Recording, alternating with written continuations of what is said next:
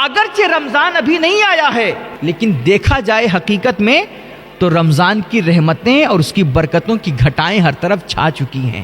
وہ نورانی سما بن چکا ہے، وہ فضائیں خوشبودار ہو گئی ہیں۔ اس کی ایک مثال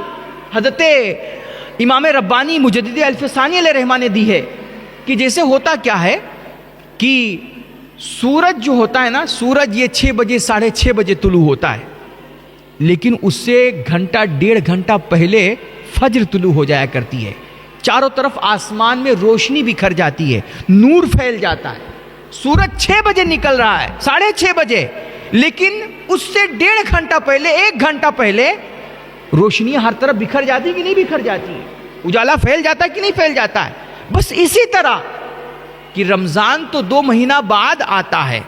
لیکن رجب ہی سے اس کی برکتیں، اس کی رحمتیں محسوس ہونا شروع ہو جاتی ہیں۔ محترم حاضرین و سامعین، آج شعبان المعظم کی 19 تاریخ ہے، یہ شعبان کا دوسرا عشرہ گزر رہا ہے، اور عنقریب اللہ رب العزت ہم سب کو رمضان المبارک کی بابرکت گھڑیاں اور اس کی پرکیف ساعتیں اور اس کی تمام تر رحمتیں اور برکتیں ہمارے دامن میں ڈالنے والا ہے۔ ہم کو وہ مبارک ایام نصیب ہونے والے ہیں کہ جن مبارک ایام کا انتظار حضور رحمت عالم صلی اللہ تعالی علیہ وآلہ وسلم 3 مہینہ پہلے سے کیا کرتے تھے، بلکہ بعض تو ہمارے اسلاف کا طریقہ یہ تھا کہ وہ 6 مہینے پہلے سے باقاعدہ رمضان کی تیاری شروع کر دیتے تھے اور اس کے انتظار میں بیٹھ جایا کرتے تھے، اور 6 مہینے پہلے سے رمضان کی تیاریاں کرتے تھے، اور رمضان کے گزرنے کے بعد 6 مہینے تک وہ رمضان کی اسی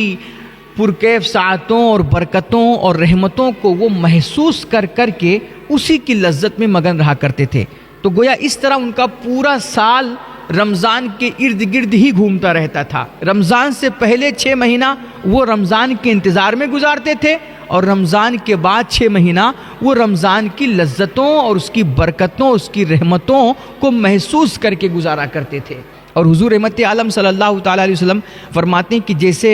رجب کا چاند طلوع ہوتا تھا، اسی وقت سے باقاعدہ آپ یہ دعائیں مانگنا شروع کر دیتے تھے کہ اللہم بارک لنا فی رجب و شعبان و بلغنا رمضان، کہ اے میرے مالک تو ہمارے لیے رجب اور شعبان میں برکتیں ڈال دے، ہمیں ان 2 مہینوں میں برکتیں رحمتیں عطا فرما، اور میرے مالک ہمیں خیر و عافیت کے ساتھ رمضان المبارک تک پہنچا دے، یعنی ہمیں رمضان کی مبارک گھڑیاں نصیب فرما دے۔ اب آپ سوچئے، اس سے اندازہ لگائیے کہ نگاہ نبوت نے کتنی عظمتیں دیکھی ہوں گی، کتنی برکتیں دیکھی ہوں گی، اور اللہ کی کس قدر رحمتوں کو محسوس کیا ہوگا۔ اور اس میں چونکہ قرآن نازل ہو رہا ہے، انوار و تجلیات اتر رہے ہیں، اور اللہ کے نبی فرماتے بھی ہیں کہ یہ رمضان برکتوں کا مہینہ ہے، شہر مبارک یزاد فیہ رزق المومن، اس بابرکت مہینے میں مومن مسلمان کے رزق کو اللہ بڑھا دیا کرتا ہے، اور اس میں جنت کے دروازے کھول دیے جاتے ہیں، جہنم کے دروازوں پہ تالے لگ جاتے ہیں، سرکش شیاطین اور جن جو ہوتے ہیں ان کو بیڑیوں میں جکڑ دیا جاتا ہے، یعنی کہ باقاعدہ ایک ماحول عطا کیا جاتا ہے، ایک خوشگوار موقع دیا جاتا ہے کہ اس میں میرا بندہ زیادہ سے زیادہ نیکیاں کر لے، زیادہ سے زیادہ اچھائیاں کر لے، اور اس بابرکت مہینے میں وہ اللہ کی ڈھیروں ساری رحمتوں کو، برکتوں کو، سعادتوں کو اپنے دامن میں سمیٹ کر کے اپنے اللہ سے اپنا تعلق مضبوط کر لے۔ تو اس لیے حضور پاک علیہ الصلوۃ والتسلیم باقاعدہ دعائیں مانگا کرتے تھے کہ میرے پروردگار رجب اور شعبان میں ہمارے لیے برکتیں ڈال دے،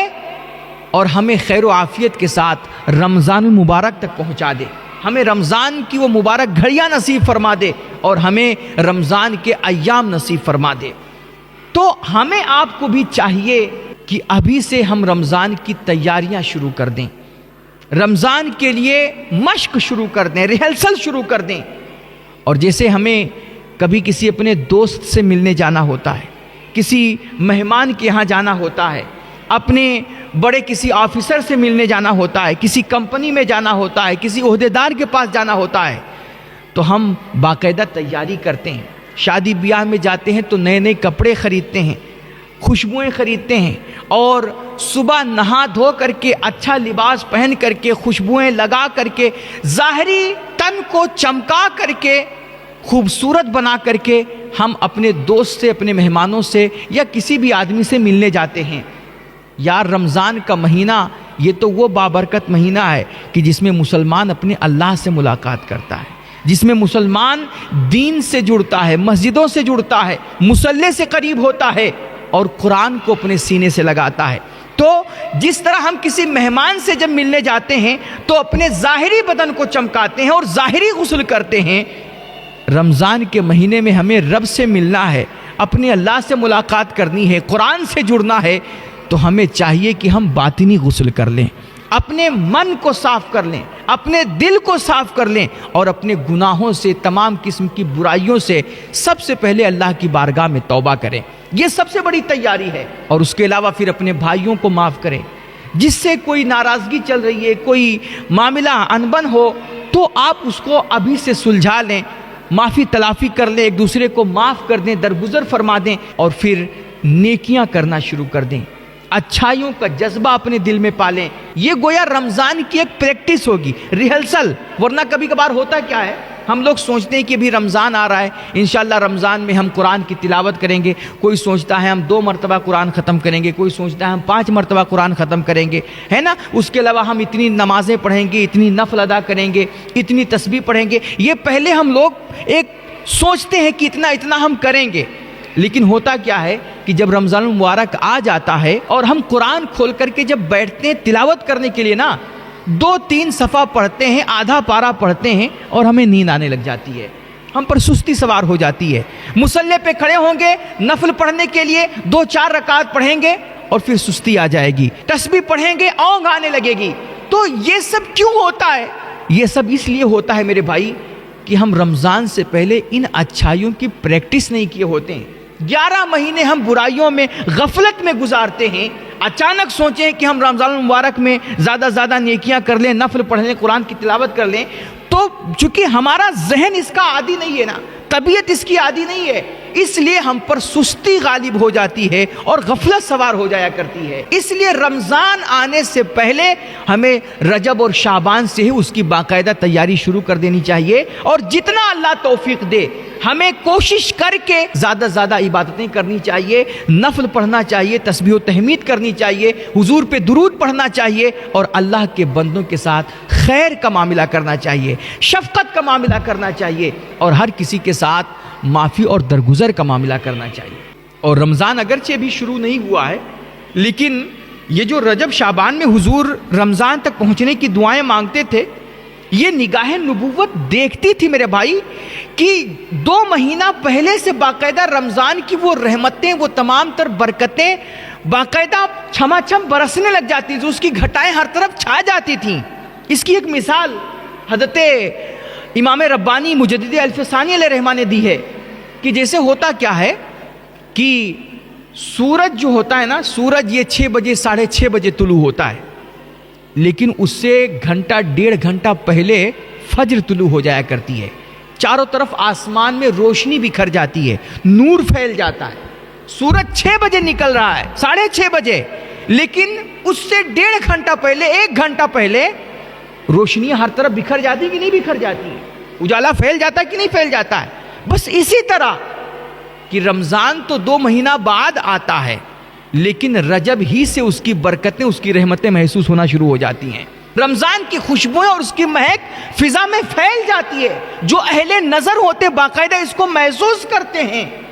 اسی لیے حضور رجب ہی سے شعبان تک پہنچنے کی دعائیں مانگا کرتے تھے، اور ہمارے اسلاف وہ 6 مہینے پہلے سے رمضان کی خوشبوؤں کو وہ محسوس کر لیا کرتے تھے، اس لیے رمضان کی تیاریوں میں لگ جایا کرتے تھے۔ تو اگرچہ رمضان ابھی نہیں آیا ہے، لیکن دیکھا جائے حقیقت میں تو رمضان کی رحمتیں اور اس کی برکتوں کی گھٹائیں ہر طرف چھا چکی ہیں، وہ نورانی سما بن چکا ہے، وہ فضائیں خوشبودار ہو گئی ہیں، اور ایک بڑے آنے والے اللہ کے مہمان کے استقبال کے لیے گویا یہ کائنات سج چکی ہے، ماحول بن چکا ہے، بس اس مہمان کے آنے کی دیری رہ گئی ہے۔ اس لیے ہمیں بھی ذہنی طور پر، جسمانی طور پر، روحانی طور پر ہر طریقے سے اس مہمان کے استقبال کے لیے تیار ہو جانا چاہیے، اور اب ہمیں نیکیاں شروع کر دینی چاہیے، مصلی سے جڑ جانا چاہیے اور اللہ سے اپنا تعلق مضبوط کرنے کی کوششیں جاری کر دینی چاہیے۔ اور شب برات کے بیان میں میں نے آپ حضرات کو بتایا تھا کہ یہ جو 15 شعبان کی رات ہوتی ہے، یہ رات وہ رات ہوتی ہے کہ جس میں کائنات کے فیصلے ہوتے ہیں، انسانوں کے حق میں کس کو کتنی روزی ملے گی، کس کی روزی بڑھے گی، کس کی روزی گھٹے گی، کس کی شادی ہوگی، کس کی موت ہوگی، کس کی ولادت ہوگی، اور کس کا پروموشن ہوگا، کس کو ترقی ملے گی، کس کو کیا ہوگا، یہ سارا پورے سال میں جو کچھ آنے والے سال میں ہونے والا ہوتا ہے، یہ اس 15ویں شعبان کے رات میں اس کے فیصلے اللہ کی بارگاہ میں ہونے لگ جاتے ہیں۔ اور ہمارے بزرگ فرمایا کرتے تھے کہ 15 شعبان سے لے کر کے رمضان کے آخری ایام تک یہ اللہ کے فیصلے جاری رہتے ہیں بندوں کے حق میں، کہ کس کو کیا کرنا ہے، کس کے ساتھ کیا ہونا ہے، کون کس کو دھوکہ دے گا، کون کس کو حاصل کرے گا، کس کو اولاد ہوگی، کس کی اولاد مرے گی، مطلب سب کچھ، کس کا بزنس دھندا چلے گا، کس کو جاب ملے گی، کس کی نوکری چھوٹے گی، یعنی کہ پوری دنیا کے ساتھ ہمارے آپ کے ساتھ کیا کچھ آئندہ سال میں ہونے والا ہے، یہ 15 شعبان سے لے کر کے رمضان کے آخری ایام تک یہ سارے فیصلے ہوتے ہیں۔ اور پھر کہتے ہیں 27ویں رمضان کی رات میں اللہ وہ سارا صحیفہ، وہ سارا رجسٹر جس میں ہمارے آپ کے حق میں جو کچھ بھی آئندہ سال کے لیے فیصلے ہوتے ہیں وہ سب لکھے ہوتے ہیں، وہ رجسٹر اللہ فرشتوں کو تھما دیتا ہے اور کہتا ہے اب جاؤ اسی رجسٹر کے مطابق ہمارے بندوں کے ساتھ تم معاملہ کرو۔ تو میرے بتانے کا مقصد یہ ہے کہ بہت سارے لوگ بعد میں ہم لوگوں کو ملتے ہیں جو آ کر کے روتے ہیں بیچارے کہ حضرت میرا بچہ کہنا نہیں مان رہا ہے، یا میری نوکری چھوٹ گئی ہے، یا میری جاب نہیں لگ رہی ہے، میرا کاروبار نہیں چل رہا ہے، یا گھر میں بے برکتی ہے، آسیب ہے، پریشانیاں ہیں، یا بیماریوں نے گھیر رکھا ہے، یا رشتہ بچیوں کا نہیں ہو رہا ہے، لڑکیوں کا نہیں ہو رہا ہے، یا پھر اولاد نہیں ہو رہی، دنیا بھر کی پریشانیاں وہ بیچارے آ کر کے اپنی سناتے ہیں اور سنا کر کے روتے ہیں۔ اور پھر کبھی کبھار کچھ لوگ تو کچھ بازارو مولویوں اور باباؤں کے ہتھے بھی چڑھ جاتے ہیں، تو ان کی ایک پریشانی سے تو جوجھ ہی رہے ہوتے ہیں، پلس وہ ان سے 10-15 ہزار لے کر کے اور پریشانی میں ڈال دیا کرتے ہیں، اور اتنا ڈر ان کے اندر پیدا کر دیتے ہیں، اتنا خوف پیدا کر دیتے ہیں کہ بیچارے ایک پریشانی تو جھیل نہیں پا رہے تھے، دوسری اور پریشانی ان کے سامنے کھڑی ہو جاتی ہے، اور ان کی پریشانی کوئی دور نہیں کر سکتا بھائی، کیوں؟ کیونکہ یہ اللہ کا فیصلہ ہے۔ تو اس لیے میں عرض کر رہا ہوں کہ یار جب فیصلے ہو رہے تھے، اللہ ہمارے آپ کے حق میں فیصلہ کر رہا تھا 15 شعبان سے لے کر کے رمضان کے آخری ایام تک، تو جس طرح آج تم دنیا کے سامنے جا کر کے رو رہے ہو، مولویوں کے پاس، باباؤں کے پاس، پیروں کے پاس، کتنا اچھا ہوتا میرے بھائی کہ آج ان دنوں میں تم اپنے اللہ سے رو لو، ان دنوں میں اپنے اللہ کو منا لو، ان دنوں میں اپنے رب کو راضی کر لو، مصلی پہ بیٹھ کر کے نمازیں پڑھ کر کے، قرآن کی تلاوت کر کے، تسبیح و تحمید کر کے، جس طور پر بھی تم اپنے اللہ کو راضی کر سکتے ہو، ان دنوں میں اپنے اللہ کو راضی کر لو۔ اور خدا کی قسم اگر ان دنوں میں ہمارا آپ کا رب راضی ہو گیا تو وہ ہمارے حق میں انشاءاللہ خیر کا ہی فیصلہ کرے گا۔ اسی لیے تو حضور رحمت عالم صلی اللہ تعالی علیہ وسلم شعبان کے مہینے میں کثرت سے روزہ رکھا کرتے تھے۔ پوچھا گیا، حضرت سیدہ عائشہ پاک کی روایت ہے کہ یا رسول اللہ آپ اتنی کثرت کے ساتھ رمضان کے مہینے میں روزے کیوں رکھتے ہیں؟ تو یہ تعلیم امت کے لیے حضور فرما رہے ہیں، حضور فرما رہے ہیں کہ میں اس مہینے میں اتنا زیادہ روزہ اس لیے رکھتا ہوں کیونکہ اس مہینے میں اللہ بندوں کی تقدیر کا فیصلہ کرتا ہے، ہمارے آپ کے اعمال اللہ کی بارگاہ میں پیش کیے جاتے ہیں، اور اس مہینے میں اللہ کا فیصلہ آنا ہوتا ہے ہمارے حق میں۔ اس لیے میری خواہش ہے کہ جب ہمارے اعمال اللہ کی بارگاہ میں پیش کیے جائیں تو اس وقت میں روزے کی حالت میں ہوں۔ ظاہر سی بات ہے میں روزہ رکھوں گا، عبادت کروں گا، نوافل ادا کروں گا اور نیک کام کروں گا، تو میرا اللہ میرے حق میں خیر کا ہی معاملہ فرمائے گا، ہمارے حق میں بہتری فیصلہ فرمائے گا۔ اس لیے میرے بھائی ان ایام کی قدر کیجئے،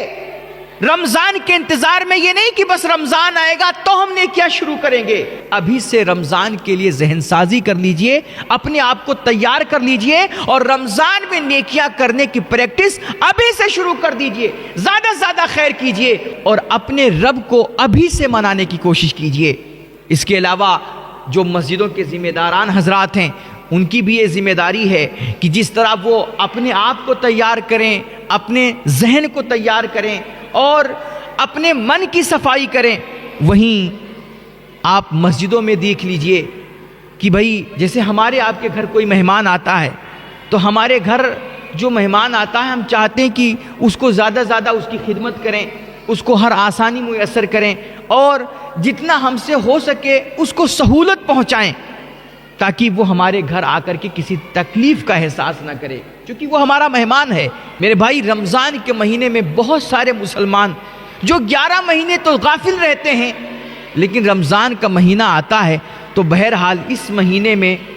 وہ نماز شروع کر دیتے ہیں, وہ روزہ شروع کر دیتے ہیں, نیکیاں شروع کر دیتے ہیں, اور کثرت کے ساتھ بوڑھا بچہ ہر کوئی مسجدوں میں اللہ کا مہمان بن کر کے آتا ہے.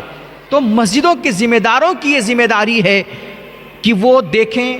ہو سکے تو مسجدوں کی پینٹنگ شینٹنگ کروائیں, اس کی رونق کو بڑھائیں, لائٹ پنکھا دیکھ لیں, وضو خانے کی چیزیں دیکھ لیں, ٹوائلٹ پیشاب خانہ ہے اس کو دیکھیں, اور جہاں جس چیز کی مرمت کی ضرورت ہو یا کوئی چیز خراب پڑی ہو اس کو بدلنا ہے, لائٹ پنکھا خراب ہے, ان سب چیزوں کو ایک دم سے بہتر کر دیں اور تمام چیزوں کی سویدھا, تمام چیزوں کی آسانیاں اور سہولتیں آنے والے مہمان کو فراہم کریں. مسجدوں کی پینٹنگ شینٹنگ بھی کرائیں. یعنی اس طرح جب ہم کام شروع کریں گے ابھی سے نا, تو بہرحال اس سے بھی لوگوں کو ایک میسج ملے گا کہ بھائی رمضان آ رہا ہے اور رمضان کی تیاری شروع ہو گئی ہے, اب ہمیں بھی تیاریاں اس کی شروع کر دینی چاہیے. تو یہ پیغام تو جائے گا ہی جائے گا, اور باقی جو اللہ کے مہمان آئیں گے ان کو ہم سہولتیں, ان کو ہم آسانیاں دیں گے اور ان کے لیے تمام تر سویدھائیں ہم مہیا کریں گے, تو انشاءاللہ اس سے وہ اللہ کے مہمان خوش ہوں گے, اور اللہ کے مہمان جب خوش ہوں گے تو ہم سے ہمارا اللہ بھی خوش ہو جائے گا, اور اس طرح وہ ہمیں دونوں جہان کی سعادتیں اور بھلائیاں اور خیر نصیب فرمائے گا. تو ان تمام چیزوں کی تیاری کیجئے, مسجدوں کی, گھروں کی, محلوں کی بھی صفائی کیجئے, اور اپنے ظاہر کی صفائی کے ساتھ ساتھ اپنے باطن کی بھی صفائی کی کوشش کیجئے. اللہ ہم سب کو اعمال خیر کی توفیق بخشے, آنے والے رمضان کی مبارک گھڑیوں کی زیادہ زیادہ قدر کرنے کی توفیق رفیق عطا فرمائے. وآخر دعوانا ان الحمدللہ رب العالمین. السلام علیکم ورحمۃ اللہ تعالی وبرکاتہ.